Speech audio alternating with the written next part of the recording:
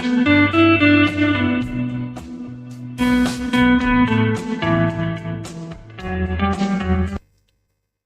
alaikum dear friends. You are once again welcome to this lecture on ecology and environment.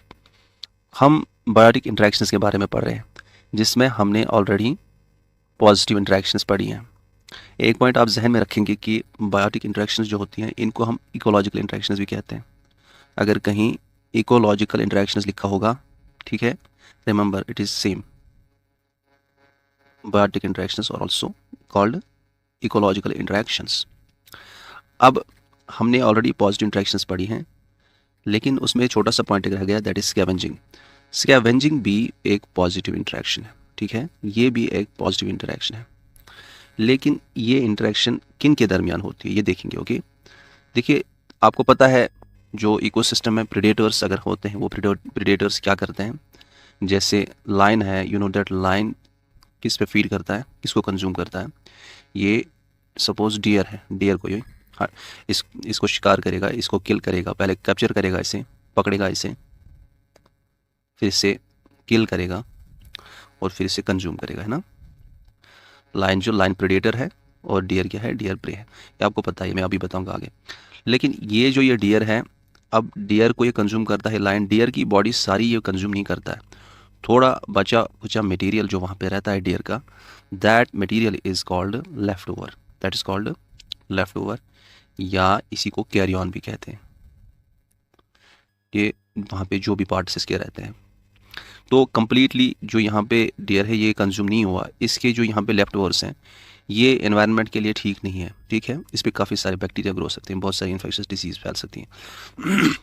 तो इनको consume करने के लिए, इन parts को, इस लेफ्ट ओवर को कंज्यूम करने के लिए यहाँ पे कुछ एनिमल्स आते हैं जिनको आप क्या कहते हैं, those are called scavengers, those are called scavengers. कौन कौन से एनिमल्स, जैसे आपको पता है वल्चर्स यहाँ पे आती हैं। वल्चर होगा या फक्स है, ठीक है, फक्स है आपका, जकाल है। ये बहुत ही इंपॉर्टेंट होते हैं एक इकोसिस्टम को क्लीन रखने में, ठीक है, क्योंकि ये इस लेफ्ट ओवर को कंज्यूम करते हैं। अब ये जो स्कैवेंजर्स है इनके और इस डेड बॉडी के दरमियान एक इंटरेक्शन है। डेड पार्ट्स या डेड बॉडी और डेड बॉडी के जो पार्ट्स हैं इसके दरमियान एक इंटरेक्शन है, उसी इंटरेक्शन को हम स्कैवेंजिंग कहते हैं। इसमें फ़ायदा किसको मिलता है, आपको पता है स्कैवेंजर जो है इसको फ़ायदा मिलेगा, इस पर पॉजिटिव इफेक्ट होगा क्योंकि ये खुराक इसी से हासिल करता है, डेड पार्ट से। लेकिन डेड बॉडी पे कोई इफेक्ट पड़ता है क्या? डेड बॉडी को पकड़ो, पीटो, मारो, कुछ भी करो, खाओ, कुछ नहीं होता है। तो इस पर there will be no effect, और there will be neutral effect on this, there will be no effect on the dead body. So ये भी, इसमें भी एक इंटरेक्शन में इसमें भी एक स्पीशी को क्या फ़ायदा मिलता है, स्कैवेंजर्स को फ़ायदा मिलता है। तो यहाँ पे हम कह सकते हैं पॉजिटिव इंटरेक्शन है ये, ठीक है। इतना क्लियर है। अब हम एक पॉइंट आपको बताएंगे, जैसे कि हमने आपको ऑलरेडी पढ़ा है कमेंशलिज्म है, एक टर्म आई थी जिसको मैंने कहा था this is a type of commensalism, जब हमने मेटाबायोसिस की बात की थी, मेटाबायोसिस की बात की थी, जब मैंने कहा था कि डेड बॉडी या डेड ऑर्गेनिज्म का पार्ट अगर किसी के लिए फ़ायदेमंद होता है, ठीक है, तो उस कमेंशलिज्म को हम मेटाबायोसिस कहते हैं। तो scavenger is a form of metabiosis, ठीक है। तो ये स्कैवेंजिंग जो है ना ये एक्चुअली इसी में आती है, क्योंकि इसमें डेड बॉडी से ही फ़ायदा उठाता है स्कैवेंजर, है ना। तो this is a form of metabiosis. और एक बात मैं आपको बताऊं, इसीलिए काफ़ी सारी बुक्स में अलग से स्कैवेंजिंग को नहीं लिखा गया है, वहाँ एक्चुअली म्यूचुअलिज्म में जो मेटाबायोसिस है उसी के अंदर इसको रखा जाता है। इतना क्लियर है? If this is clear, now we are moving to the other types of interactions in ecosystem. Nature में दोनों टाइप की ये इंटरेक्शंस होती हैं। दूसरे टाइप की इंटरेक्शन जो है those are called negative interactions. और आपको पता है, मैंने आपको ऑलरेडी कहा कि इसमें एक स्पीशी को नुकसान होना चाहिए, ठीक है, एक स्पीशी को नुकसान होना चाहिए। दूसरे को फ़ायदा आए, नुकसान आए या कुछ ना हो, इससे मतलब नहीं है। इसका मेन चीज़ है कि एटलीस्ट कम से कम एक स्पीशी को नुकसान होना चाहिए, उस पर नेगेटिव इफेक्ट होना चाहिए। अब देखिए इसमें ये जो नेगेटिव इंटरेक्शंस हैं इसमें हम सबसे पहले जो उठाएंगे दैट इज़ प्रेडेशन। क्या उठाएंगे? प्रेडेशन। प्रेडेशन प्रेडेशन क्या है? ये एक ऐसी इंटरेक्शन है जिसमें जो कि होती है किन के दरमियान, किसके दरमियान, यहाँ पे बताता हूँ मैं, प्रेडेटर और किसके दरमियान, प्रे के दरमियान। अब ये प्रेडेटर वाला कौन है और प्रे कौन है? आपने ऑलरेडी ग्रेजिंग फूड चेन पढ़ी, याद रखिएगा। ग्रेजिंग फूड चेन में हमने देखा कि सपोज एक लाइन है ना, लाइन है, लाइन क्या कंज्यूम करता है, डियर को कंज्यूम करता है। ठीक है, ये यहाँ पे जब हम देखते हैं इसमें जो लाइन है जो ये कंज्यूम करता है, बेसिकली ये करता क्या है, लाइन क्या करता है, डियर को क्या करेगा, ये लाइन विल किल, मारेगा इसको। ठीक है, पहले कैप्चर करेगा, पहले पकड़ेगा इसको, फिर इसको मारेगा, फिर इसे कंज्यूम करेगा। और यहाँ पे जो लाइन है, लाइन इज अ प्रेडेटर, और डियर जो है दिस इज अ प्रे। और इनके दरमियान जो इंटरेक्शन है, that interaction is called predation. समझ आ रहा है? प्रेडेशन में क्या होता है कि एक प्रेडेटर प्रे को पकड़ता है, किल करता है और कंज्यूम करता है। ये आगे पीछे से नहीं देखता है, मार देता है बेचारे को। ठीक है, अब यहाँ पे ये देख सकते हैं कि नेगेटिव इंटरेक्शन कैसे है। ये यहाँ पे प्रेडेटर को देखेंगे, इसको फ़ायदा मिलता है, देख के लगता है फिर ये पॉजिटिव इंटरेक्शन। लेकिन मैंने क्या बोला, अगर एक को भी नेगेटिव इफेक्ट हो रहा है तो वो नेगेटिव इंटरेक्शन है। आप मुझे बताइए, प्रे पे पॉजिटिव इफेक्ट हो रहा है कि नेगेटिव इफेक्ट हो रहा है? प्रे पे नेगेटिव इफेक्ट होगा क्योंकि बेचारा मारा जाता है। तो this is a negative type of interaction. अब यहाँ पे अक्सर ये देखा जाता है कि जो प्रेडेटर होता है, ये अक्सर देखा जाता है कि ये लार्जर होता है, साइज़ में बड़ा होता है, और ये अक्सर देखा है ये ताकतवर होता है, ज़्यादा स्ट्रॉन्गर। जब हम प्रे की बात करते हैं अक्सर ये स्मॉलर दिखता है, स्मॉलर होता है, छोटा होता है, और अक्सर ये वीकर होता है कि ये कमज़ोर होता है प्रेडेटर से। अब केसेस हैं जैसे जैसे एक बड़ा ताकतवर, फॉर एग्जांपल दैट बफलो आप देखते हैं उस पर, किस पे, वाइल्ड लाइफ पे, वाइल्ड वो जो चैनल वगैरह देखते हैं आप टीवी पे, तो वहाँ पे आप देखते हैं बफलो बहुत बड़ा होता है, ताकतवर होता है। तो उस हिसाब से स्मॉलर नहीं, वो बड़ा होता है, तो जितने होते हैं मतलब इसमें एक्सेप्शंस आती हैं। तो ये जो चीज़ है ये आपको क्लियर हो गया। लेकिन हम जब प्रेडेटर प्रे की बात करते हैं तो अक्सर हमारे जहन में खाली एनिमल्स आते हैं। लेकिन सवाल ये पैदा होता है कि एक प्लांट है, सपोज एक प्लांट है, प्लांट को सपोज एक गोट कंज्यूम कर रही है, या डियर फॉर एग्जाम्पल, सॉरी ये मैंने डी लिखा, गोट कंज्यूम कर रही है। ठीक है या कर रहा है, मेल हो तो कर रहा है। अब देखिए यहाँ पे अगर हम देखेंगे, ऐसे हमें और हमारे जहन में कभी नहीं आता है कि ये जो एक गोट है ये प्लांट को किल कर रहा है और इसको इससे मतलब ये प्रेडेशन कर रहा है, ऐसा कभी हमारे जहन में अक्सर नहीं आता है। लेकिन इन रियलिटी अगर देखेंगे, कभी ऐसा भी होता है कि प्लांट जो होता है वो वीक होगा, प्लांट छोटा सा प्लांट हो, वीक एंड स्मॉल प्लांट होगा। जैसे ये छोटा सा प्लांट देखे, इसकी इतने ही रूट्स हैं। अब अगर ऐसे प्लांट पे एक बहुत ही बड़ा एनिमल फीड करता है या कोई भी एनिमल फीड करेगा, तो आपको पता है कि ये इस प्लांट को अल्टीमेटली क्या करेगा, इसको बिल्कुल ही अपरूट करेगा।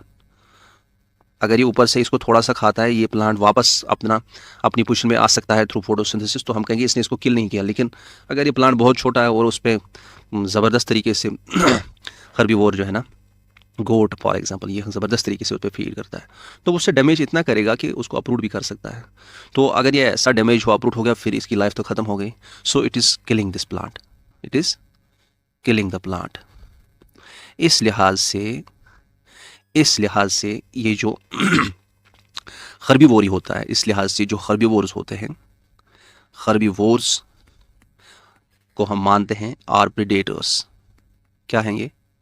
दे आर रिगार्डेड एज प्रेडेटर्स, क्योंकि ये प्लांट्स को किल करते हैं। और इनका प्रे कौन है? प्रोड्यूसर्स, प्लांट्स, है ना। That's it. अब इतना आपको क्लियर हो गया। यहाँ पे एक सवाल आपको जहन में आएगा कि क्या नेचर इतना जालिम है कि वो किसी को किसी से किल करवा देता है? क्या ये ज़रूरी है हमारे लिए? ऐसा क्यों होता है? लेकिन नेचर जालिम नहीं होता है। नेचर ने जितना भी इस दुनिया में जो कुछ हो रहा है ना, वो एक रीज़न की वजह से होता है। अगर डियर को लायन किल करता है, कंज्यूम करता है, इसका एक बहुत ही बड़ा रीज़न होता है, बहुत ही फ़ायदा होता है इसका। तो प्रेडेशन का जो इम्पोर्टेंस है वो बहुत ही ज़बरदस्त है। सो प्रेडेशन की बाज़ाब्ता इम्पोर्टेंस है एक इकोसिस्टम में। क्या इकोसिस्टम में क्या इंपॉर्टेंस हो सकती है? पहला आपको पता होना चाहिए कि इकोसिस्टम में ये बैलेंस मेंटेन करता है, बैलेंस मेंटेनेंस, वो बताऊंगा भी कैसे। ठीक है, बैलेंस मेंटेनेंस। दूसरा आपको पता होना चाहिए कि ये बायोडाइवर्सिटी मेंटेन करता है, बायोडाइवर्सिटी को मेंटेन करता है। बायोडाइवर्सिटी क्या हो गया? जितने भी different varieties of living organisms होते हैं एक एरिया में, वो रिप्रेजेंट करती है वहाँ की बायोडाइवर्सिटी। जितने ज़्यादा टाइप्स और ज़्यादा नंबर होगा वहाँ पे लिविंग ऑर्गेनिजम्स का, उतनी ज़्यादा बायोडाइवर्सिटी होगी, ये बताया जाता है। ठीक है, तो मेन दो काम यही करता है। फिर इसी में फर्दर हम देखेंगे बैलेंस कैसे करता है। देखिए, सबसे पहला आपको पता ही है, सबको पता है कि जो इकोसिस्टम की फंक्शनिंग जो होती है वो, उसमें एनर्जी फ्लो और मटेरियल फ्लो बहुत ही ज़रूरी है, वो होना चाहिए। और आपको मैंने बताया जब हमने देखा कि प्रेडेटरी फूड चेन या ग्रेजिंग फूड चेन में जो होता है उसी के ज़रिए क्या energy flow and material flow होता है, इज़न्ट इट? आपको मैंने ऑलरेडी कहा। और ये दो चीज़ें जो हैं ये बहुत ही ज़्यादा इंपॉर्टेंट है कि इकोसिस्टम को फंक्शनल रखने के लिए। तो ये बैलेंस में, इकोसिस्टम की बैलेंसिंग में ये इंपॉर्टेंट है, ठीक है, मेंटेनेंस ऑफ इकोसिस्टम। और दूसरी बात आपको मैं ये बता देता हूँ कि यहाँ पे एक चीज़ आप जहन में रखेंगे, मुझे जहन में आ रहा है, ये याद रखिएगा हमेशा जब हम देखते हैं प्रेडेटर जो होता है ना, प्रेडेटर हायर ट्रॉफिक लेवल का होता है और जो प्रे होता है वो उससे एक ट्रॉफिक लेवल नीचे होता है। जैसे यहाँ पे suppose there is a plant, ठीक है, दिस इज अ प्लांट, इस पे कौन फीड करता है? सपोज डियर फीड करता है। डियर पे कौन फीड करता है? सपोज लाइन फीड करता है। आप मुझे बताएं प्लांट की ट्रॉफिक लेवल क्या है? You know it is the first trophic level. Deer की trophic level, you know it is the second trophic level. And lion की it is the third trophic level. तो यहाँ आप अगर देखेंगे अच्छे से, ये जो प्रेडेटर होता है, जैसे डियर किसके लिए, ये हर्बीवोर किसका प्रेडेटर है? प्लांट का। तो प्रेडेटर जो है उसकी ट्रॉफिक लेवल हायर है देन द प्रे। समझ आ रहा है? प्रे यहाँ पे प्लांट सपोज है। इसी तरह से यहाँ पे देखेंगे लाइन की ट्रॉफिक लेवल ज़्यादा है देन द डियर। तो प्रेडेटर की हमेशा ट्रॉफिक लेवल हायर होती है than the deer, than the prey. और इन प्रेडेटर प्रे के दरमियान ये रिलेशनशिप होती है कि प्रे की एक लेवल नीचे ट्रॉफिक लेवल होती है than the predator, one level only. समझ आ रहा है? अब देखिए एक तो तरीका ये है कि हाँ भाई ये एनर्जी ट्रांसफर के लिए लगता है, मटेरियल फ्लो के लिए लगता है, तो वो इकोसिस्टम को फंक्शनिंग रखता है। दिस वेरी गुड, चलो इतना समझ आ गया। ये हम अलग से भी लिख सकते थे, एक अलग फंक्शन इसकी इंपॉर्टेंस इसकी कि ये एनर्जी एंड मटेरियल फ्लो का के लिए रेस्पॉन्सिबल है। चलो इसी में लिख दिया, बैलेंस मेंटेनेंस में ही, कोई नहीं। लेकिन एक खास तरीके से ये इकोसिस्टम में बैलेंस रखता है। ये कैसे? कि जो प्रेडेटर होता है, याद रखिएगा, प्रेडेटर जो होता है, एक मिनट, प्रेडेटर जो होता है ये प्रे पॉपुलेशन को कंट्रोल में रखता है। Pray population under control, under control, under control. लेकिन कैसे कंट्रोल में रखता है ये फिर मैं एक्सप्लेन करूंगा, बट किस तरीके से, इन ए, बहुत इंपॉर्टेंट पॉइंट है, प्रूडेंट या इसी को कहते हैं प्रैग्मेटिक, सोच समझ के, ओके, प्रैग्मेटिक वे। ये टर्म समझ लीजिए, इससे आपको समझ आएगा, इस सेंटेंस से सारा समझ आएगा कि प्रे की इंपॉर्टेंस, प्रेडेटर की इंपॉर्टेंस कितनी है। मैंने कहा कि प्रेडेटर प्रे पॉपुलेशन को कंट्रोल में रखता है, लेकिन एक बहुत ही अच्छे सोच समझने के तरीके के बाद, ठीक है, अच्छे तरीके से सोच समझने के बाद। ऐसे नहीं कि बस खाते जाना है। देखो क्या मतलब है, मतलब यह है कि सपोज यहाँ पे प्लांट है फॉर एग्जाम्पल से, इसी तरह से इस पर डियर फीड करते हैं, काफ़ी सारे डियर पे सपोज लाइन फीड करते हैं। आप समझ सकते हैं कि प्रेडेटर, अगर मैं आपको बता दूं कि किस लिए चाहिए हमें प्रेडेटर इसमें, सपोज ये डियर होता ही नहीं, अगर डियर होता ही नहीं, आप मुझे बताइए कि दुनिया में, चलो हर्बीवोरस होते ही नहीं, दुनिया में फिर क्या होता? खाली घास ही घास हर जगह।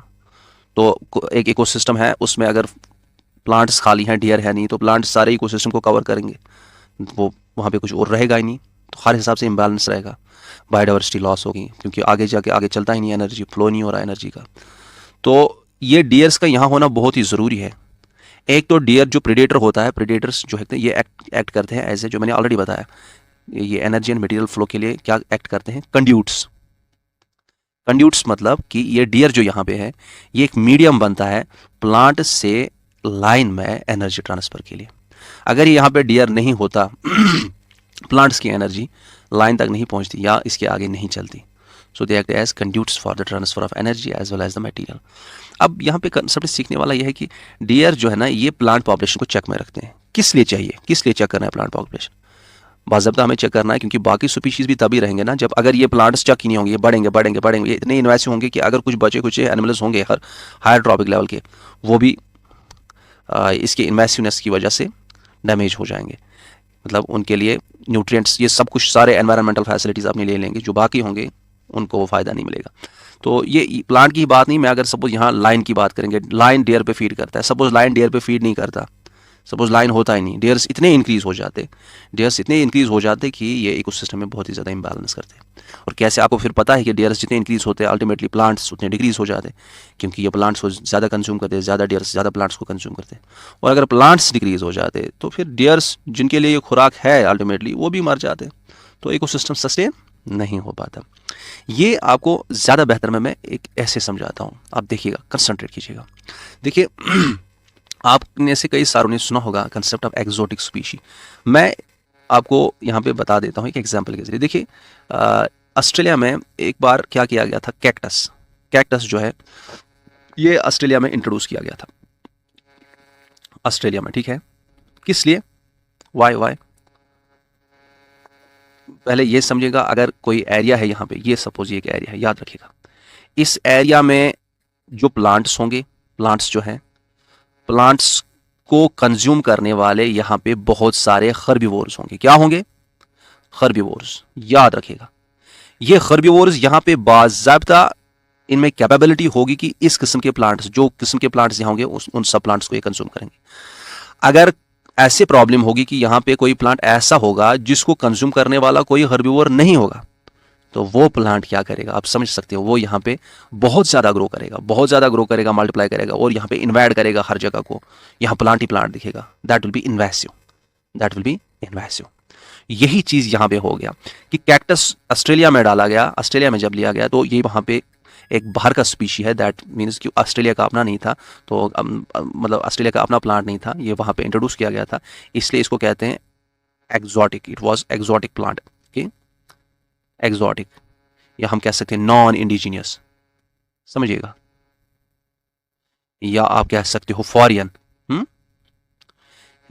या आप कह सकते हो even Aleen species, Aleen, Aleen plant था ये, या इंट्रोड्यूस्ड प्लांट।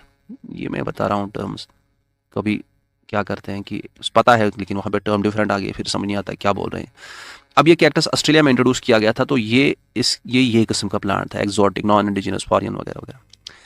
इसलिए इंट्रोड्यूस किया गया, इसलिए क्योंकि यहाँ पे रेड डाई बनता है, रेड डाई बनाया जाता था, और उसके लिए एक इंसेक्ट रेस्पॉन्सिबल था, दैट इज, उसका नाम है COCHINEL, cochineal insect, cochineal insect का ये फूड है, ठीक है। ये कैक्टस इसका फूड है, और इसका फूड होने की वजह से यहाँ पे इसको लाया गया था। अब ये इंसेक्ट क्या देता है, it is very much important for the production of red dye. लेकिन ये देखा गया कि चूंकि ये बाहर का स्पीशी था, एक्सोटिक स्पीशी था, वहाँ के जो हर्बीवोर्स थे वो इस पे फीड करने के लिए अडेप्टेड नहीं थे, उनमें कैपेबिलिटी नहीं थी। तो आप समझ सकते हैं कि ये क्या करेगा, कैक्टस क्या होगा, कैक्टस इस वजह से बनेगा क्या, इनवेसिव स्पीशी, कि ये बहुत ही ज़्यादा मल्टीप्लाई करेगा, डिफरेंट एरियाज में फैलेगा, इन्वाइड करेगा। इन्वेसिव होने की वजह से ये इतना इन्वेसिव हो गया कि इसने एक्चुअली मिलियंस ऑफ हेक्टेयर्स, ये बहुत होता है, मिलियंस ऑफ हेक्टेयर्स कवर किए थे वहाँ पे। मैं समझा रहा हूँ आपको कि क्यों इंपॉर्टेंट है प्रेडेटर, समझ आ रहा है। अब ये प्रॉब्लम हो गई थी कि कैक्टस ही कैक्टस, कैक्टस की बल्ले बल्ले वहाँ हर जगह पे कैक्टस। अब प्रॉब्लम क्या है, अब इस कैक्टस को भगाना है, इसको हटाना है, इसका कम करना है, इसकी प्रोडक्शन जो भी है नंबर का। इसलिए वहाँ पे एक प्रेडेटर लाया गया जो कि ऑलरेडी अडेप्टेड था कैक्टस पे फीड करने के लिए। तो प्रेडेटर जो इसके लिए फिर दोबारा इंट्रोड्यूस किया गया इसी ऑस्ट्रेलिया में, that predator was a moth, ठीक है। उस मॉथ का नाम है यही, हाँ, कैक्टोब्लास्टस, याद रखिएगा, कैक्टोब्लास्टस कैक्टोरम। ये ज़रूरी याद नहीं रखना, लेकिन लिखता हूँ मैं ये इन्फॉर्मेशन जब आता है जहन। तो कैक्टोब्लास्टस कैक्टोरम जो है ये प्रेडेटरी माथ वहाँ पे इसके लिए, कैक्टस के लिए लाया गया, एंड कैक्टस वाज कंट्रोल्ड। तो यही मैं कह रहा था कि प्रेडेटर पॉपुलेशन ऑफ प्रे को कंट्रोल करने में लगता है। अगर ये कंट्रोल नहीं होता तो आप खुद समझ सकते थे, ये इन्वेसिव इतना हो जाएगा, इसका नंबर इतना बढ़ेगा, इतना इतना एरिया कवर करेगा कि वही खाली मिलेगा, तो ये इम्बैलेंस बहुत ज़्यादा होगा, एनर्जी फ्लो रुक जाएगा, बाकी चीज़ें जो है सब कुछ। अब यहाँ पे ये एग्जांपल आपको समझ आ गया। हमारे इंडिया में जो है ना, यहाँ पे भी आपको एक एग्जांपल मैं दे देता हूँ। जैसे यहाँ पे एक घास मिलता है, वो घास जो है ना, वो जनरली वो एनिमल्स नहीं खाते हैं, वो कई जगहों पे होता है। जब एनिमल्स को बाकी घास नहीं मिलता है तो फिर ही वो घास खाते हैं, वो अक्सर उसको अवॉइड करते हैं, यू नो, हर्बीवोर्स। वो कौन सा ग्रास है, that is Congress grass, Congress grass. अब देखिए ये जो ग्रास है, ये एक्चुअली अमेरिका से इंडिया में जो वीट इंपोर्ट करते थे, तो उसी में ये एज उसमें मतलब इम्प्योरिटी थी, इसके सीड्स वगैरह होते, तो इसका मतलब है कांग्रेस ग्रास वीट के इंपोर्ट से ही आया था अमेरिका से। अब यहाँ पे जो एनिमल्स है वो उसको अवॉइड क्यों करते हैं, क्योंकि इसमें ये बहुत ही एलर्जिक होता है, allergic for respiratory tract, respiratory tract, जो सांस की नली वगैरह होती है TRACT ट्रैक्ट, इसमें ये एलर्जी प्रोड्यूस करता है, ठीक है। और ये स्किन को भी डैमेज करता है, मतलब स्किन में भी इन्फ्लेमेशन करवाता है, डर्मेटाइटिस जिसे कहते हैं। याद रखिएगा, जहाँ पे भी TIS पढ़ोगे ना बायोलॉजी में, समझिएगा कि इसका मतलब क्या है, इन्फ्लेमेशन, ठीक है। तो ये इसलिए करता है। नाउ दिस क्रॉन्गरस ग्रास जब इंडिया में ये डाला गया तो यहाँ पे ऑलरेडी आपको पता है कि ये जो एनिमल्स है इसको अवॉइड कर रहे हैं। अवॉइड करने का मतलब इसका कोई प्रीडेटर नहीं है, यहाँ पे प्रीडेटर नहीं है यहाँ पे, इसलिए ये क्रॉन्गरस ग्रास जो है ये इंडिया में इन्वेसिव हो गया और ये बहुत ही ज़्यादा फैल रहा है। और ये आजकल जो है ना, it is found in almost every place, so it is very invasive because no predator, इसका कोई प्रीडेटर नहीं है। क्योंकि इसको हम कहते हैं नेचर में, अगर हम देखते हैं यहाँ पे ये जो ये एनिमल्स हैं ये अवॉइड ही करते हैं, क्योंकि इनको ऑलरेडी एक्सपीरियंस होता है कि इससे प्रॉब्लम होती है। So that is mean. देखो, खाली इंसान ही इंटेलिजेंट नहीं होते हैं, एनिमल्स भी इंटेलिजेंट होते हैं। ये भी सीखते हैं क्या बेनिफिशियल है, क्या हार्मफुल है, किसके साथ क्या चीज़ कंज्यूम करना है, क्या चीज़ नहीं कंज्यूम करना है। समझ आ रहा है? इंसान तो लेकिन क्या कहें, हमें पता भी है कि ये जो फास्ट फूड्स ये नहीं खाने, शुगर नहीं खाना, लेकिन खाते हैं। जानवर से ज़्यादा ही हम बेहतर हो रहे हैं उस हिसाब से। चलो ठीक है, मैं कहता हूँ कि जानवर जो है ये भी कुछ हद तक सोचते हैं कि नहीं ये चीज़ कंज्यूम करना, वो चीज़ नहीं करना। थ्रू एवोल्यूशन ये भी इनको भी नॉलेज होती है इस चीज़ की, बताऊंगा मैं कभी इंशाल्लाह। अब ये तो क्लियर हो गया आपको। नाउ नेक्स्ट थिंग जो है कि बैलेंस से मेंटेन करता था। नेक्स्ट मैंने बोला था कि प्रेडेटर जो है ये बायोडाइवर्सिटी को मेंटेन करता है। अब सवाल ये पैदा होता है कि बायोडाइवर्सिटी मतलब varieties and number of living organisms, diversity इसको मेंटेन करने के लिए कैसे ये इंपॉर्टेंट है, ठीक है। इसकी मेंटेनेंस के लिए कैसे ये इंपॉर्टेंट है एक प्रेडेटर, ये समझिएगा। एक्चुअली प्रेडेटर जो है ना, ये प्रे जो होते हैं, प्रे में ये कंपटीशन को डिक्रीज करता है। जो इसके जो प्रेज होते हैं उनका जो कंपटीशन होता है, उनके दरमियान जो कंपटीशन होता है, वो मैं अभी पढ़ाऊंगा कंपटीशन क्या होता है। कंपटीशन उनके दरमियान डिक्रीज कराता है। कंपटीशन हो गया कि वो आपस में लड़ते हैं, ये जरूरी नहीं है कि फिजिकली लड़े, फिजिकली या रिसोर्स को लेके एक्सप्लॉयटेशन कौन करता है कितना, तो उनके दरमियान जो कंपटीशन होता है उसको कम करता है। और याद रखिएगा कंपटीशन में फिर सिलेक्शन होती है। जैसे अभी आप एग्ज़ाम दे रहे हैं, अगर ये कंपटीशन नहीं होता तो अगर फॉर एग्जांपल ऐसे ही सारे सिलेक्ट हो जाते तो अच्छा रहता है सबके लिए ना। लेकिन इसमें कंपटीशन जब होगा, क्योंकि आगे सीट्स कम हैं, वहाँ से सिलेक्शन होगी। जो ज़्यादा ताकतवर होंगे, जो ज़्यादा अच्छे से पढ़ेंगे, ज़्यादा मेहनत करेंगे, वही आगे चलेंगे, जो नहीं तो वो गिर जाएंगे। दैट मीन्स कि ये सबको चांसेस नहीं देता ये competition is a negative interaction, ठीक है। वो मैं आगे पढ़ाऊंगा। लेकिन यहाँ पे ये समझिए कि ये जो प्रेडेटर है ये प्रेज में जो कंपटीशन है उसको डिक्रीज करता है। समझ आ रहा है? प्रेडेटर ऐसा करता है। अब ये कैसे करता है ये मैं आपको ऐसे समझाता हूँ। सपोज यहाँ पे एक टाइगर है, ठीक है। टाइगर पे यहाँ पे सपोज प्रे इसके कौन कौन से, सपोज बफेलो है, समझिएगा बफेलो है। अच्छा, इसी तरह से फॉर एग्जांपल डियर भी है इसका प्रे, गोट है, काव है, ठीक है। अब चलो ये तीन लेते हैं। अब ये टाइगर जो है ये इन सब पे फीड करेगा, बफेलो पे भी, डियर पे भी और गोट पे भी फीड करेगा। क्लियर है? ये जो यहाँ पे अगर टाइगर नहीं होता है, ये बफेलो, डियर और गोट आपस में इतना compete करते कि इसमें कंपटीशन इजीली दिखता, वो अपने इफेक्ट्स जो उसके नेगेटिव इफेक्ट्स वो शो हो जाते, वो प्रोमिनेंट हो जाते। जैसे आप समझ सकते हो कि इसमें ताकतवर कौन है। अगर एक एरिया में आप बफेलो को भी रखते हो, एक कमरे में, एक आप शेड में रखते हो बफेलो को भी, डियर को भी खुला रखते हो, छोड़ते हो डियर को भी और गोट को भी, फिर सामने उनके डालते हो घास, ठीक है, या कुछ फीड डालते हो। आप मुझे बोलो ऐसा ही आप 1 महीने के लिए इन तीनों को एक शेड में रखेंगे, आप मुझे बताओ डियर और गोट कहाँ को 10 दिन के बाद आप कैसा पाओगे? वो मरे होंगे। एक तो वो फिजिकली उनको इंजर करेगी ये बफेलो, दूसरा इनको खाने नहीं देगी। तो दैट मीन्स कि इनके दरमियान वहाँ पे कंपटीशन है, इनके दरमियान कंपटीशन है।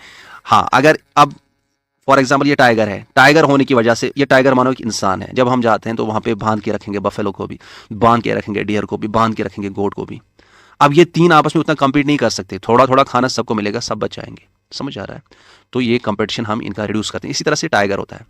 टाइगर क्या करता है, ये इनके दरमियान कंपटीशन को डिक्रीज करता है। एक और एग्जाम्पल से मैं समझाता हूँ, एक छोटी सी एग्जाम्पल मैं आपको देता हूँ। सपोज यहाँ पे फादर है, देखो ये एग्जाम्पल समझाते समझाते टाइम लगता है, लेकिन अंडरस्टैंडिंग अच्छी होती है।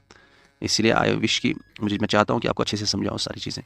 लगे टाइम क्लास को थोड़ा 10 मिनट ज़्यादा हो, कोई टेंशन नहीं। आई पर्सनली बिलीव कि अंडरस्टैंड होना चाहिए। फादर है यहाँ पे, सपोज सन ए है, this is me, okay, this is me. Aamir, okay, this is my little brother and your favourite that is Afaq. ठीक है, जब हम छोटे थे, आपको मैं बता देता हूँ, मैं क्या करता था, मैं इसको बहुत पीटता था, और इसको मैं इतना पीटता था कि ये फिर शाम को रोते रोते फादर को बोलता था, फिर मुझे पिटाई पड़ती थी। समझ आ रहा है? अब मुझे पिटाई पड़ती थी जब फादर घर में नहीं है, तो मैं इसको बहुत पीटता था। ठीक है, मैं इसको बहुत पीटता था, छोटे भाई को, मतलब खेलते खेलते मैं कहता हूँ। तो यहाँ पे जब फादर घर में है तो मुझे, हम दोनों के दरमियान कंपटीशन ही रहता था, मैं इसको नहीं छू सकता या मेरे साथ ये नहीं कर सकता था कुछ।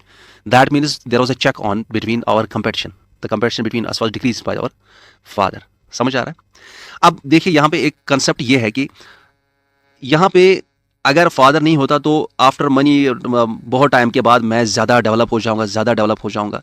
ये जो मेरा छोटा भाई है, ये बेचारा पीछे पीछे रहेगा, इसको मैं ना खाने दूंगा, कुछ ना कुछ काम करने दूंगा, ये फिजिकली इमोशनली हर हिसाब से मैं इसे वीक कर दूंगा, फॉर एग्जाम्पल। ठीक है, लेकिन फादर के होने की वजह से ऐसा नहीं है, क्योंकि फादर क्या करता है काम, हमें जो ज़्यादा शरारती होगा, जैसे मैं था फॉर एग्जाम्पल, तो फटकार किसको ज़्यादा पड़ेगी, जो शरीफ होगा कि जो शरारती होगा, तो जो जितना शरारती उसको उतना फटकार। अब देखिए यहाँ पे टाइगर भी इसी तरह से करेगा इसमें जो जितना शरारती होगा, जो जितना एक्टिव होगा, जो जितना कंपीटिंग होगा, स्ट्रांगर होगा, उसको उतनी फटकार। इन द सेंस कि जब इनमें कंपटीशन है, टाइगर के बगैर आफ्टर मनी जनरेशन अगर हम देखेंगे, नंबर किन का इंक्रीज होता, अगर टाइगर नहीं होता, बफेलो का इंक्रीज होता। बफेलो का नंबर ज्यादा होता, डियर का उतना नहीं होता, गोट का उतना नहीं होता। और यही अगर आगे चलता चलता चलता डियर और गोट का बल्ले बल्ले वो खत्म हो जाते। लेकिन टाइगर जो है, आपको पता है ये फीड करता है। आप मुझे खुद ही बताइए, जिनका नंबर इंक्रीज होने के चांसेस है, उनके खाने के चांसेस कम है कि ज्यादा? उनके खाने के चांसेस ज्यादा है, और खाने के चांसेस ज्यादा होने की वजह से बफेलो का भी नंबर, बफेलो जो जितना इंक्रीज, जो जितना शरारती, जो जितना अपना नंबर इंक्रीज करना चाहेगा, जो जितना स्ट्रांगर है, उसको उतना उसको उस पर ज़्यादा इफेक्ट होगा प्रेडेटर का। ये समझिए आप। सो ये I think this is clear to you 100% कि प्रेडेटर जो है, ये बायोडाइवर्सिटी को मेंटेन करने के लिए बहुत ही अहम रोल अदा करता है। अब ये सब चीज़ें आपको अच्छे से समझ आ गई, I know this, I am quite sure. एक मिनट। जो इनमें इंटरेक्शन होती है एक प्रेडेटर और प्रे में, ये देखा जाता है कि प्रेडेटर और प्रे दोनों क्या चाहते हैं, ये दोनों चाहते हैं कि हम बेटर हों, हम बेटर हों। प्रेडेटर चाहता है कि मैं ज़्यादा से ज़्यादा ताकतवर, ज़्यादा से ज़्यादा फास्टर, ज़्यादा से ज़्यादा एनर्जेटिक हो जाऊं, ठीक है, ज़्यादा से ज़्यादा बड़ा हो जाऊं, हर हिसाब से मैं बेटर हो जाऊं, ताकि मैं ज़्यादा प्रेज को कंज्यूम कर सकूं। और प्रे क्या चाहेगा कि मैं बेटर और बेटर हो जाऊं, मैं बेटर और बेटर हो जाऊं, कि मुझे प्रेडेटर नहीं पकड़ना चाहिए, मैं प्रेडेटर से भागना चाहता हूं। अगर ये प्रेडेटर भागना चाहता है तो ये जनरेशन आफ्टर मनी जनरेशन, ये इनमें से वो जिंदा रहेंगे जिनमें एबिलिटी होगी कि वो फॉर एग्जाम्पल वो बहुत ही फास्ट रनर होंगे, फास्ट रनिंग डेवलप करेंगे। याद रखिएगा, ये इवोल्यूशनरी स्केल पे होता है, कि ये एक लाइफ में नहीं कि बस मैं लाइफ में ही एक प्रे उसकी स्पीड बहुत ज़्यादा बढ़ती नहीं, ये नहीं होता है। Actually nature selects the best ones, ये एक एग्जामिनेशन इन नेचर में भी चलता रहता है, कि इसमें वही प्रे सर्वाइव करेंगे जो फास्ट रनर्स होंगे, और उनमें जो जीन्स हैं, वो मैं आगे बताऊंगा कभी, वही ज़्यादा सर्वाइव करेंगे, और आगे वही जीन्स चलेंगे। अल्टीमेटली उसमें जो सबसे बेस्ट जीन्स, सबसे फॉर एग्जाम्पल फास्ट दौड़ने के लिए जो एबिलिटी के लिए जो अंदर से जीन्स होंगे किसी भी हिसाब से, वही ज़्यादा सर्वाइव करेंगे, है ना, क्योंकि nature selects the best ones. और बेस्ट वंस होने की वजह से यहाँ पे इवोल्यूशन जो होता है, तो यहाँ पे एक इवोल्यूशन हो रहा है, इवोल्यूशन हो रहा है ये। लेकिन आप मुझे बताइए, ये इवोल्यूशन क्यों कर रहा है, क्यों प्रे प्रे में वही उन्हीं का वही बचते हैं, या वही आगे चलते हैं जनरेशन, मनी जनरेशन के बाद हमें मिलते हैं जो कि फास्ट रनर्स होते हैं, बेटर और बेटर होते हैं, क्योंकि यहाँ पे इनको प्रेडेटर का खतरा है। तो प्रेडेटर की वजह से ये प्रे इवॉल्व करता है।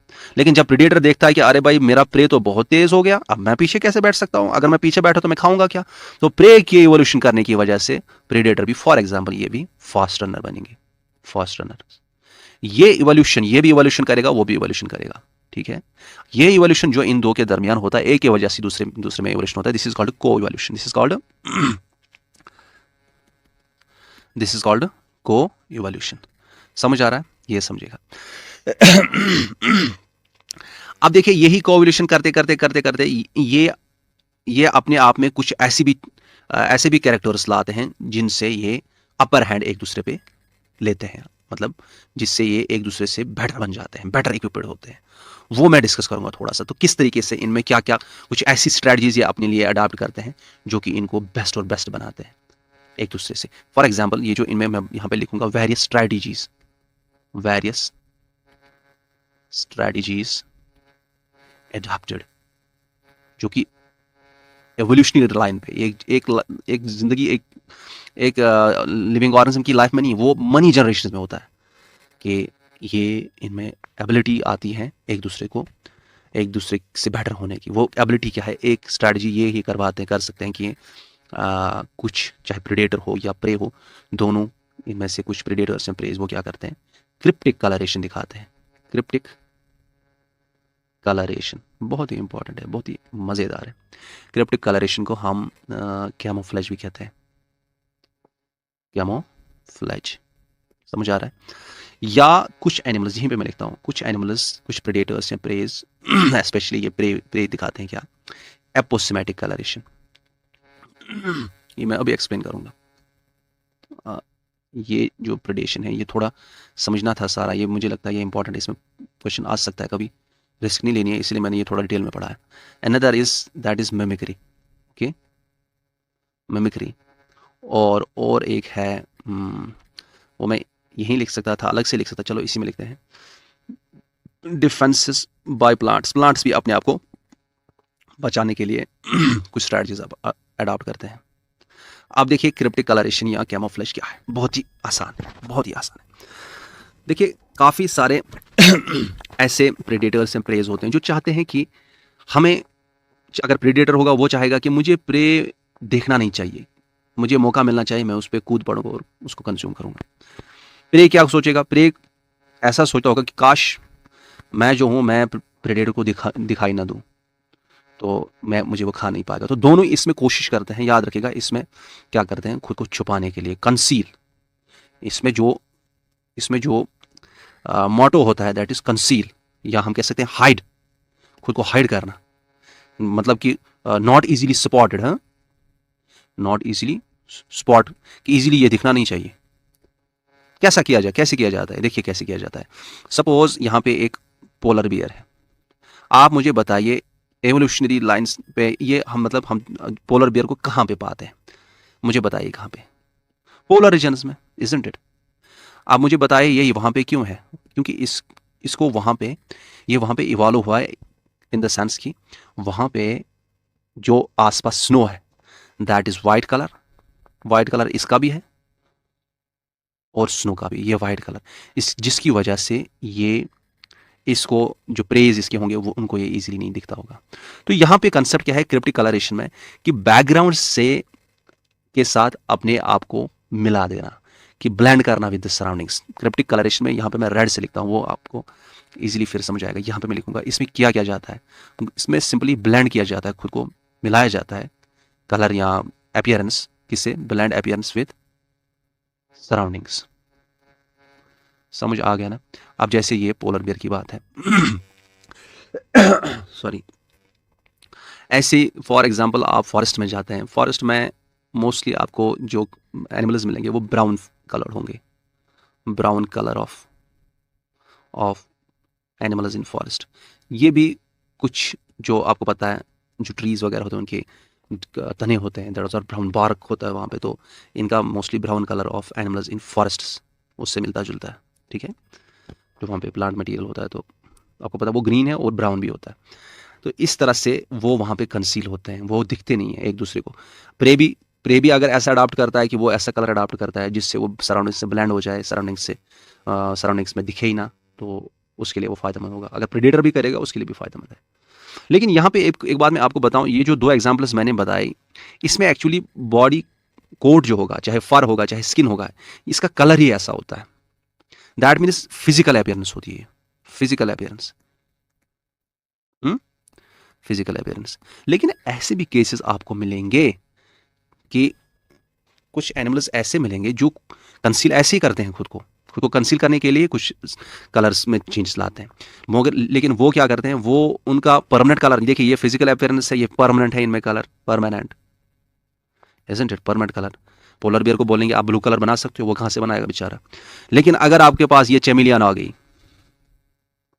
चेमिलियन आ गया, आप बोलोगे क्या भाई क्या कलर है तुम्हारा, बोलेगा अभी ऐसा कलर, थोड़ी देर में चेंज होगा कलर। वो बोलते हैं ना गिरगिट की तरह कलर रंग बदलते हो, वही चेमिलियन या ऑक्टोपस है। अब ये जो है ये फिजिकली इनका कलर नहीं है, इनके स्किन में जो कलर होगा वो फिजिकली नहीं है, that is the colour is changed due to the change in the that is actually chemical, ठीक है, उसमें केमिकल पिगमेंट होता है, ठीक है, उसमें चेंज आती है। तो यहाँ पे केमिकल पिगमेंट की वजह से कलर चेंज आती है। आपको बता ही देता हूँ मैं, देखिए इनका जो स्किन होता है, सपोज दिस इज स्किन, इसमें कुछ सेल्स होती हैं। इन सेल्स को हम कहते हैं, those are called chromatophores, those are called chromatophores. और इसमें कुछ पिगमेंट होते हैं, स्पेशली इनमें जो पिगमेंट होता है, चाहे चैमेलियन आप लें या ऑक्टोपस लें, ऑक्टोपस जो ना वो किस में होता है, समंदर में होता है, इसमें जो पिगमेंट होता है दैट इज मेलानिन पिगमेंट। क्या है? मेलानिन पिगमेंट, ये एक केमिकल पिगमेंट है। अब क्या किया जाता है, इसी मेलानिन पिगमेंट की कंसंट्रेशन इंक्रीज या डिक्रीज की जाती है। ये ज़्यादा कंसंट्रेटेड रखा जाता है इन सेल्स में या लेस कंसंट्रेटेड रखा जाता है। उस तरह से रिफ्लेक्शन पैटर्न ऑफ लाइट जो होता है वो चेंज होता है, ठीक है, रिफ्लेक्शन पैटर्न जो इन पर लाइट पड़ती है वो चेंज होता है, उसकी वजह से इनका कलर चेंज होता है। समझ आ रहा है? तो यहाँ पे मेलानिन पिगमेंट की डेंसिटी जो है या इनकी जो कंसंट्रेशन, मेलानिन पिगमेंट की कंसंट्रेशन है चेंज्ड, जिसकी वजह से कलर चेंज आता है। ये थोड़ा सा मैंने बता दिया एडिशनल, ये आप जहन में रख सकते हैं। तो ये आ गया आपका कैमोफ्लेज। तो कैमोफ्लेज में मकसद क्या है? मकसद क्या है एनिमल का, चाहे प्रेडेटर हो प्रे हो, मकसद बताइए क्या है? मकसद इसका यह है कि मैं दिखना नहीं चाहता हूं, मैं छुपना चाहता हूं। अगर मैं प्रेडेटर हूं फिर भी छुपना चाहता हूं, प्रे हूं तो फिर भी छुपना चाहता हूं। अब दूसरी ओर दूसरी किस्म की जो मैंने अडाप्टेशन बताई या स्ट्रैटेजी जो बताई, that is called aposematic, aposematic colouration, aposematic colouration, या जिससे हम क्या कहते हैं, आपको मैंने बताया, that is called warning colouration. याद रखिएगा जो मैंने इससे पहले बताई क्रिप्टिक कलरेशन, उसको क्रिप्सिस भी कहते हैं। क्या कहते हैं? अगर वहां पे क्रिप्सिस आएगा, डरना नहीं, it is the same thing. Crypsis and cryptic colouration ये एक ही चीज है। अब देखिए यहाँ पे बिल्कुल ही अपोजिट है। यहाँ पे जो एनिमल है ये खुद को छुपाएगा नहीं, ये खुद को दिखाएगा, ठीक है, ये हीरो की तरह दिखेगा। यहाँ पे एक्चुअली क्या मसला है इसमें, जब हम देखते हैं आसपास, मतलब एनिमल्स ने भी मतलब इसको समझा है और ह्यूमन्स को तो पता ही है कि आसपास जब भी कोई ब्राइट कलर्ड होगा, ब्राइट कलर्ड एनिमल होगा, ब्राइट कलर्ड, ठीक है, ये एक्चुअली थ्रू इवोल्यूशन हर किसी एनिमल को आपका लगभग पता चलिए कि ब्राइट कलर्ड होगा कुछ, या इंटेंस, या ब्राइट होगा, या इंटेंस कलर होगा, कुछ इंटेंस कलर्स होंगे, कलर्ड होगा कोई एनिमल कोई भी होगा, या कोई भी ऑर्गेनिज्म होगा, ऑर्गेनिज्म। ये सबने एक्सपीरियंस किया है थ्रू एवोल्यूशन। मैं ये समझाऊंगा कभी कि एवोल्यूशन के जरिए क्या होता है, ये मैं बताता हूँ बार बार, ये टाइम नहीं मिलेगा यहाँ पे। तो ये जो है इनको एक्सपीरियंस हो गया कि हाँ भाई ये जो कलर है हर किसी एनिमल को, कि ये वाला कलर जो है, दिस कलर, ये तेज कलर या ब्राइट हो, this is dangerous, it is dangerous, this is dangerous, and toxicity इसमें ज़्यादा होगी इस एनिमल में, ठीक है, नेचर ने ऐसा किया है। तो ये एक तरह से एक वार्निंग है, this is actually warning, warning colouration,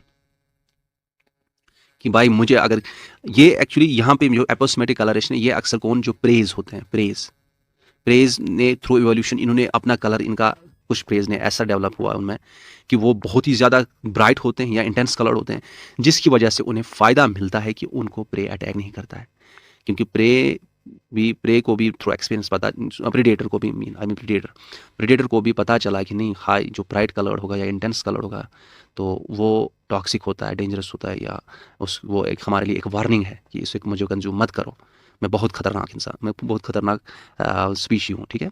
अब देखिए प्रेज ये चीज़ अडाप्ट करते हैं, so this becomes good for praise, ठीक है। प्रेडेटर तो ऑलरेडी अगर होंगे ब्राइट कलर तो वो पता ही है वो टॉक्सिक बहुत ज़्यादा है, लेकिन उनको फ़ायदा नहीं मिलेगा उतना, उससे ज़्यादा ही वो जो एनिमल होगा, जिनका प्रे होगा, वो इजीली उसको डिटेक्ट होगा और वो भाग सकता है।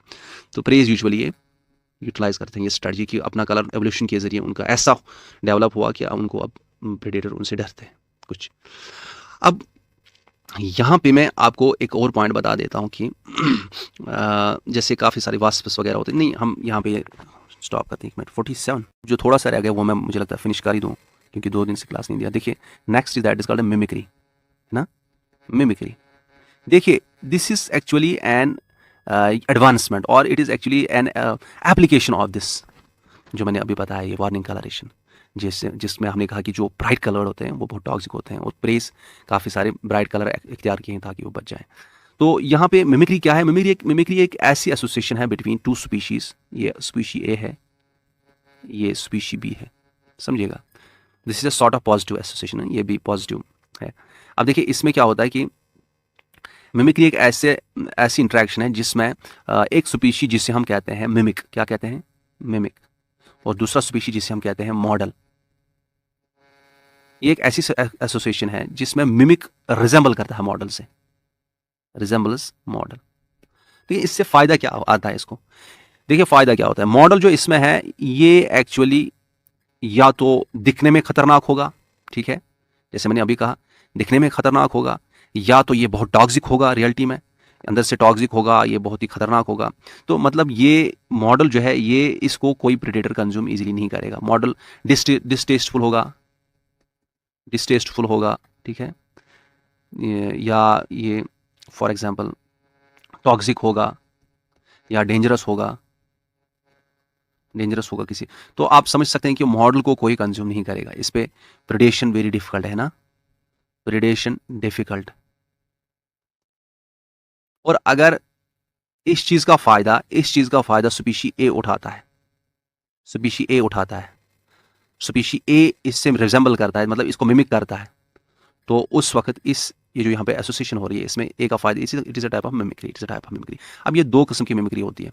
यहाँ पे आप समझ सकते हैं मेरा कहने का मतलब यह है कि यहाँ पे ये जो स्पीशी ए है इसने एक स्ट्रैटेजी बनाई है कि हाँ भाई मुझे मुझे इख्तियार करनी है, शक्ल इख्तियार करनी है, या मुझे अपीयरेंस इख्तियार करनी है किसकी, एक ऐसे मॉडल की, एक ऐसे स्पीशी की जो कि जिस पे कोई प्रेडेशन करे ही ना, ठीक है, जो कि डिस्टेस्टफुल होगा, टॉक्सिक होगा, डेंजरस होगा। सो यहाँ पे आप समझ सकते हैं this is a strategy by mimic. यही जो मैं स्ट्रैटेजीज की बात कर रहा हूं, तो ये किसकी स्ट्रैटेजी बाय मिमिक, जो इसके लिए क्या बनते हैं दैट प्रूव्स एडवांटेजेस। अब देखिए जो मैंने यहां पे बताया जिसमें जिसमें एक सुपीशी बिल्कुल ही मतलब ये डिफेंसलेस होता है। दिस इज एक्चुअली खुद तो इसमें है ही नहीं ये टॉक्सिसिटी या डिस्टेस्टफुल, से ये क्या है, इट इज एक्चुअली डिफेंसलेस, इसमें है नहीं एबिलिटी इतनी, less powerful, defenceless. But mimic करने की वजह से इसमें क्या होता है, इसके सर्वाइवल के चांसेस बढ़ते हैं, सर्वाइवल चांसेस इंक्रीज्ड। अब देखिए ये किस्म की मिमिक्री जहां पे ऐसा होता है, इस किस्म की मिमिक्री को हम क्या कहते हैं, this is called Bateson mimicry, this is called, याद रखिएगा Bateson, BATESON on the name of scientist, Bateson mimicry, जिसमें क्या होगा, एक स्पीशी जो होगा वो स्ट्रॉन्ग, डिस्टेस्टफुल, टॉक्सिक, डेंजरस होगा, लेकिन दूसरे में ये कैपेबिलिटी नहीं होगी। अब ये इसको स्पीशी को तो खा सकता है प्रेडेटर, लेकिन जब ये प्रेडेटर देखता है अरे नहीं नहीं नहीं नहीं ये तो उसके जैसा दिखता है, क्या पता ये वही हो जो खतरनाक है, टॉक्सिक है, डेंजरस है, उस पर तो मैं खा नहीं सकता, वो मुझे डिस्टेस्टफुल लगता है, तो इसलिए इसे भी वो छोड़ देता है। तो ये इसके लिए बेनिफिशियल रहता है। तो ये स्ट्रैटेजी जो है इसमें, दिस इज कॉल्ड मिमिक्री। लेकिन किस टाइप की mimicry, this is called Bateson mimicry, this is called, क्योंकि एक और किस्म की मिमिक्री होती है जिसमें भी एक स्पीशी दूसरे से रिजेंबल करता है फॉर इट्स ओन एडवांटेज। वो किस्म मिमिक्री क्या होती है, अब मैं पहले यहाँ पे बता दूं, फॉर एग्जांपल मैं आपको एग्जांपल देता हूँ पहले बेटसन मिमिक्री की। जैसे कुछ स्नेक्स होते हैं, कुछ स्नेक्स जो होते हैं ना, आपको पता है काफ़ी सारे स्नेक्स ऐसे हैं जो टॉक्सिक नहीं है, जो कि हार्मफुल नहीं है, जो कि पॉइजनस नहीं है। मैक्सिमम स्नेक्स हमारे पास वो पॉइजनस नहीं है, लेकिन हम क्या करते हैं, आप मुझे बताइए क्या आप स्नेक को टच करोगे, जो अगर हमें पता चले कि इस स्नेक में पॉइजन नहीं, उसको तो छोटा बच्चा पकड़ेगा, उसको तो गर्दन में लेगा और खेलेगा उसके साथ, लेकिन डर है, डर है। डर क्यों है, क्योंकि स्नैक्स ने वही शक्ल इख्तियार की है इस नॉर्मल स्नैक ने जिसमें ये टॉक्सिसिटी नहीं है, जो कि पॉइजन स्नैक में होती है। तो ये फ़ायदेमंद है इसके लिए, है ना। तो ये फॉर एग्जांपल मैं लिखता हूँ यहाँ पे, फॉर एग्जांपल दो स्नैक्स लिखता हूँ मैं, फॉर एग्जांपल कोरल स्नैक जो है ना, यहाँ पहले हम वही लिखेंगे किंग स्नैक। किंग से लगता है ये खतरनाक होगा, लेकिन याद रखिएगा ये इसमें ज़्यादा, इसमें टॉक्सिसिटी नहीं है, ये पॉइजनस नहीं है। King snake resembling coral snake, coral snake. और ये जो किंग स्नैक है ये क्या है, ये हार्मलेस है, but this is poisonous, highly poisonous, very highly poisonous. तो आप मुझे बताइए एडवांटेज, ये मिमिक कौन है इसमें, ये है ना, मॉडल कौन है, ये है ना बेटसन मिमिक्री। मुझे बताया बेनिफिशियल किसके लिए है, फॉर दिस बेनिफिशियल, ठीक है। अब और एक किस्म की मिमिक्री भी होती है जिसमें दोनों जो स्पीशीज होते हैं वो दोनों ही खतरनाक टॉक्सिक होते हैं, that is called Mullerian mimicry, Mullerian mimicry. ये बड़ा हो गया है थोड़ा सा आज, लेकिन क्या करें, बढ़ाना है ये थोड़ा सा। मलेरियन मिमिक्री, अब देखिए क्या है कि मलेरियन मिमिक्री, हाँ, और मुझे मैसेज कीजिएगा कि आपको बड़ा लग रहा है तो ये कभी लगता है ज़्यादा बड़ा तो बताइएगा, लेकिन I think you are not like दो स्टूडेंट्स की जिनको शॉर्ट शॉर्ट नॉलेज भी चाहिए या टाइम भी कम ही, इसमें इंटरेस्ट के साथ ज़्यादा नहीं पढ़ सकते ज़्यादा देर तक। आप तो डेडिकेटेड हो, I know, this is why मुझे अभी तक कंप्लेंट नहीं आई कि सर आपने बड़ा क्लास दिया, वो ये इवन बस ये आ सकती है कंप्लेंट कि सर आज आपने कल क्लास नहीं दिया, परसों नहीं दिया, तो उसके लिए वो इंशाल्लाह मैं करेक्ट करूँगा। लेकिन ये विश कि आप ये ना बताएं कि सर बड़ा हो गया क्लास छोटा हो गया, इसकी आप टेंशन ही छोड़ दीजिए। मलेरियन मिमिक्री क्या है, देखिए इसमें क्या है, ये स्पीशी ए है, ठीक है, ये स्पीशी बी है। अगर ये दोनों डेंजरस है, ये भी डेंजरस है, ये भी डेंजरस है, अब मुझे बताइए ये स्ट्रेटजी, ये जो है ना, ये दोनों को फायदेमंद कैसे है, ये how this is beneficial for both, कैसे है आप मुझे बताइए। देखिए एक सिचुएशन में आपको देता हूं, ये स्पीशी ए है, ये स्पीशी बी है, ठीक है। अब फॉर एग्जाम्पल ये जो ये स्पीशी बी है, ये स्पीशी बी डेंजरस है या टॉक्सिक है, बट स्पीशी ए नहीं है। फॉर एग्जाम्पल ये इंसेक्ट्स हैं, ये एक इंसेक्ट है, ये एक इंसेक्ट है, ठीक है। अब अगर इन पे बर्ड फीड करता है, मैंने कहा हर कोई दुनिया में जो है ना वो सीखता है, बर्ड इन पे फीड करता है, वो कभी इसको कंज्यूम करता है, ओ ये तो टेस्ट नहीं है इसका, वो फेंकता है मुंह से। कभी इसको कंज्यूम करता है और उससे क्या लगता है, ओहो ये तो बहुत मीठा है, ये बड़ा फ्रूटफुल है मेरे लिए। तो उसको इस एक्सपीरियंस से क्या पता चलता है कि ये वाला टेस्टलेस है, ये वाला टेस्टफुल है, तो ये वाला मतलब डिसटेस्टफुल है, ये टेस्टफुल है। तो इस तरह से वो क्या करता है, वो फिर भी उसको एक इंटेंशन रहती है, नहीं नहीं मुझे खाना चाहिए, क्या पता ये मज़ेदार हो, तो उस हिसाब से ये कभी ये इसको खा सकता है, दोनों को खा लेता है, ठीक है। दिस इज दोनों खा लेता है या दोनों को नहीं खा लेता है कभी। मतलब मेरे कहने का है कि ये जो अभी मिमिक्री यहाँ पे मैं बता रहा हूँ, this is like Bateson mimicry, कि इसमें इक्वल चांसेस रहते हैं खाने के या ना खाने के। अब देखिए यहाँ पे स्पीशी बी जो है अगर स्पीशी बी ही दुनिया में होते जो कि डेंजरस होते हैं, वो खाता ही नहीं कभी, लेकिन स्पीशी ए भी है इसलिए वो कभी स्पीशी बी को भी कंज्यूम करता है, और कभी क्या, कभी ये सोच के ए को छोड़ता है कि ये बी है, तो यहाँ पे ये ए को कभी कंज्यूम नहीं करेगा, कभी बी को बी ए कंज्यूम करेगा। रियलिटी में क्या होना चाहिए था, बी चूंकि इसके लिए टॉक्सिक है, ये इसको कभी कंज्यूम नहीं करना चाहिए था, लेकिन कभी ये ए समझ के बी को कंज्यूम करेगा और कभी बी समझ के ए को छोड़ देगा। तो यहाँ पे आप समझ सकते हैं। लेकिन यहाँ पे जब हम देखते हैं, अब देखिए यहाँ पे चांसेस क्या है, यहाँ पे जब ये बर्ड आएगा, ठीक है, ये बर्ड जब आएगा, ये स्पीशी ए को कंज्यूम करेगा, बोलेगा उफ ये तो डिस्टेस्टफुल है, डेंजरस है, इसको करेगा ये तो डेंजरस है। अब इससे ये बर्ड तो दूर से ही भागेगा, ये कभी खाएगा नहीं ऐसी स्पीशी, समझ आ रहा है। तो ये दोनों के लिए फायदेमंद होता है। यहाँ पे ये किसके लिए फायदेमंद है, बेटसन मिमिक्री में किसके लिए फायदेमंद है, स्पीशी ए के लिए जो खुद डिफेंसलेस था, है ना। लेकिन यहाँ पे ये एक बार इसे खाता है, स्पीशी बी को खाता है, इसे डिस्टेस्टफुल लगता है, फिर अगर इसे कभी स्पीशी ए मिलेगा वो भी डिस्टेस्टफुल होगा, तो इसके एक्सपीरियंस में क्या आता है कि दोनों इतने डिस्टेस्टफुल हैं कि वो ज़्यादा ही इनको कंज्यूम कभी नहीं करेगा, वो सोचेगा भी नहीं दोनों को कंज्यूम करे। तो दोनों के लिए ये फायदेमंद है, this is beneficial for both, beneficial for both. जैसे आप देखते हैं आसपास हमारी बीज एंड वेस्प्स, कंज्यूम ही नहीं करना है ज़रूरी है, ये भी ऐसा है कि इंटरेक्शन ऐसी है कि हम जो क्या करते हैं, हमें पता है कि बी कभी हमारे हाथ पे बैठती है और काटती है, तो हमें लगता है ओ ये तो हमें बहुत डेंजर हुआ, हमें प्रॉब्लम होगी, पेन होगी। अब अगर कभी हम देखते हैं कोई वेस्प को भी देखते हैं, अगर उसने हमें काटा नहीं है कभी, सपोज उसने हमें कभी काटा नहीं है, लेकिन हमारे एक्सपीरियंस से हमें पता चलता है कि अरे ये भी डेंजरस है, इसको भी, इससे भी भागो, ठीक है। तो ये दोनों के लिए, तो हम उससे भी नहीं छेड़ेंगे, इससे भी नहीं छेड़ेंगे, बीज एंड वेस्प्स हैं। तो इस तरह से दोनों पे less chances of predation for both, chances of predation दोनों के लिए, है ना। इसी तरह से आपको मैं एक एग्जांपल देता हूं, monarch butterfly, okay, monarch butterfly and याद रखिएगा, ये मैं एग्जांपल इसलिए दे रहा हूं क्योंकि ये चेंज हो गया है, वाइसरॉय बटरफ्लाई, BUDDR बटरफ्लाई। एक ज़माने में ये माना जाता था कि वाइसरॉय बटरफ्लाई और मोनार्च बटरफ्लाई के दरमियान जो मिमिक्री चलती है दैट इज बेटसन मिमिक्री, क्योंकि वाइसरॉय बटरफ्लाई तब बोलते थे ये हार्मफुल नहीं है, ये हार्मलेस है, ये टॉक्सिक नहीं है, ठीक है, इसमें कोई टॉक्सिसिटी नहीं है। लेकिन फिर 1990s में ये देखा गया कि ये भी हार्मफुल है, अब ये भी हार्मफुल है एंड मोनार्च बटरफ्लाई भी हार्मफुल है। मोनार्च बटरफ्लाई में किस लिए हार्मफुल है वो देखा गया, लेकिन वाइसरॉय में अभी पता नहीं है, इस पर रिसर्च चल रही होगी, क्या पता। मोनार्च बटरफ्लाई में ये देखा गया था कि ये एक प्लांट पे फीड करता है that is called milkweed plant. ये ये हमारे आसपास जो खाली जगह होती है ना, खाली प्लांट्स होते हैं, वहाँ पे पड़ा होता है मिल्कवीड प्लांट। बड़ा प्लांट होता है, पौधा होता है छोटा, मतलब जैसे वो हर्ब जैसा होता है, श्रब जैसा होता है, उसमें बड़े बड़े पत्ते होते हैं। इस पे जनरली ना ही हमारे कैटल फीड करते हैं, क्योंकि इसमें जो होता है ना ही इस पे कोई और फीड करता है। लेकिन इसमें जो है ना, इसमें क्यों फीड नहीं करते हैं इसमें, क्योंकि इसमें कार्डियक ग्लाइकोसाइड्स होते हैं, कार्डियक ग्लाइकोसाइड्स। ये कुछ ऐसे सब्सटेंसेस हैं जो कि ऐसे केमिकल्स हैं जो कि हार्ट रेट को कम करते हैं, जो कि हार्ट के मसल को वीक कर देते हैं। तो अल्टीमेटली इससे सिकनेस आ जाती है। और इसको अगर देखते हैं, ये मोनार्च बटरफ्लाई में अडेप्टेशन है, इसमें रेजिस्टेंस है कि ये कार्डियक ग्लाइकोसाइड्स कुछ नहीं करते, तो इसको ये कंज्यूम करता है। और जब ये मोनार्च बटरफ्लाई की बॉडी में आ गया तो मोनार्च बटरफ्लाई हार्मफुल बनता है। अब अगर मोनार्च बटरफ्लाई पे कोई बर्ड फीड करेगा, समझेगा कि वो बेचारा क्या होगा, सी को बीमार पड़ेगा, वो बीमार पड़ेगा। ठीक है, तो यहाँ पे इनके दरमियान ये भी, लेकिन ये पहले बोला जाता था कि वाइसराय बटरफ्लाई जो है ये हार्मलेस है, लेकिन अब ये भी देखा गया ये भी हार्मफुल है। इसके रियल रीजंस क्या है हार्मफुल, इसमें कौन से टॉक्सिक कैसे एक्टिवेट हो गया उसका भी पता नहीं, लेकिन हार्मफुल ये भी बताया गया कि इसमें भी हार्मफुलनेस है।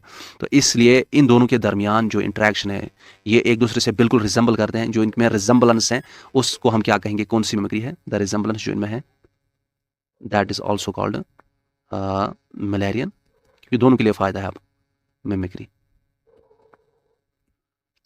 अब लास्ट पॉइंट आपको बता देता हूँ, दैट्स प्रेडेशन इज ओवर। और इंशाल्लाह इसमें अगर कभी भी कोई क्वेश्चन पूछेंगे एक्सेप्ट लॉट का वोल्टेरा इक्वेशन, वो आपको नहीं आती है आपकी लेवल पे, उसको छोड़ के कुछ भी पूछेंगे तो आप इंशाल्लाह करेंगे अच्छे से। अब देखिए मैंने लास्ट वाला जो था दैट वाज प्लांट्स क्या अडाप्टेशन करते हैं। प्लांट्स में कुछ स्ट्रैटेजीज होती हैं, defences by plants, okay, defences by plants. ये जो मैं लाइन डालता हूँ नीचे, इससे डिमार्केशन होती है कि कुछ नया टॉपिक शुरू हो रहा है, थोड़ा सा नई हेडिंग है ये।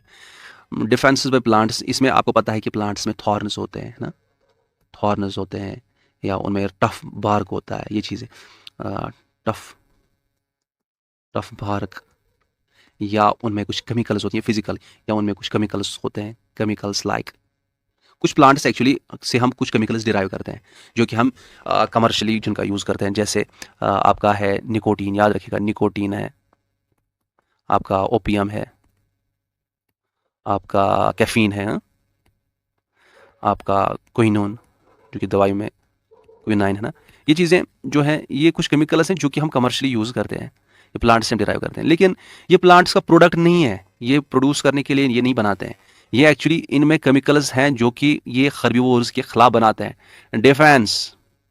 डिफेंस अगेंस्ट किन के लिए बनाते हैं, हर्बिवोर्स। इनमें कुछ टॉक्सिसिटी होती है तो हर्बिवोर्स के लिए बनाते हैं, लेकिन हम इन्हीं को फिर क्या करते हैं, यूज़ करते हैं फॉर आवर बेनिफिट।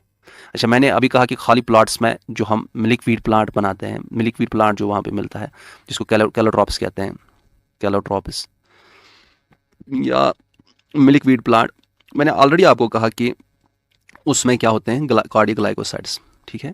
और उसकी वजह से वो केमिकल्स जो होते हैं कार्डियक ग्लाइकोसाइड्स, वो केमिकल्स जो है वो एक्चुअली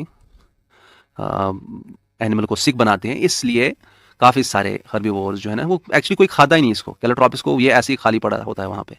आपने अक्सर देखा होगा कि सोचा भी होगा, मैं भी सोचा था जब मैं छोटा था कि ये इस किस्म के प्लांट को, ये जो बड़े बड़े पत्ते हैं इसके, इसको क्यों नहीं खाता कोई, गाय हमारी क्यों नहीं खा रही है। तो ये मसला ये है कि वो ऑलरेडी उतना डिफेंस है उसके पास कि वो इसको इतना सिक बना सकते हैं कि अगली बार उसकी तरफ देखेगा भी नहीं herbivore. So this is all about this predation. Tomorrow in the next class we will discuss about predation के बाद अब आएगा हमारा कंपटीशन, ठीक है, कंपटीशन एंड वो उसके साथ वो सारा फिनिश होगा। तो इंट्रैक्शंस के लिए ये दूसरा लेक्चर था, अब तीसरा भी आएगा। और इसमें एक चीज़ रह गया, वो आपके लिए ज़रूरी नहीं है, अगर आप पढ़ना चाहते हैं तो वो पढ़िएगा, लॉट का वोल्टेरा इक्वेशन, ये आपके लिए इंपॉर्टेंट नहीं है। लेकिन कोई चाहता है कि मैं फर्दर थोड़ा सा पढ़ूँ तो पढ़ लीजिए ये वाला भी, ठीक है। बाकी जो कंसेप्चुअल था वो मैंने बताया, ये एक इक्वेशन है जो कि इसी रिलेशनशिप के बारे में प्रेडेशन के लिए जो दिखाएगा साइक्लिक चेंजेस इनमें क्या होता है, वो आपको नहीं सीखना है, इक्वेशन पे नहीं जाना है। That is all, thank you so much. अगर कोई भी क्वेश्चन होगा, I have already provided the email, वहाँ पे बताइएगा। थोड़ा सा इंशाल्लाह मैं करूँगा आपका सिलेबस फिनिश, आप टेंशन नहीं लीजिएगा। मुझे पता है कि आपका टेस्ट एक बार बनेगा तो आप चाहोगे कि ज़्यादा से ज़्यादा हम पढ़ेंगे, और मैं भी इंशाल्लाह फिर पढ़ाऊँगा। वैसे आज भी हमने बड़ा क्लास दिया, थैंक यू सो मच।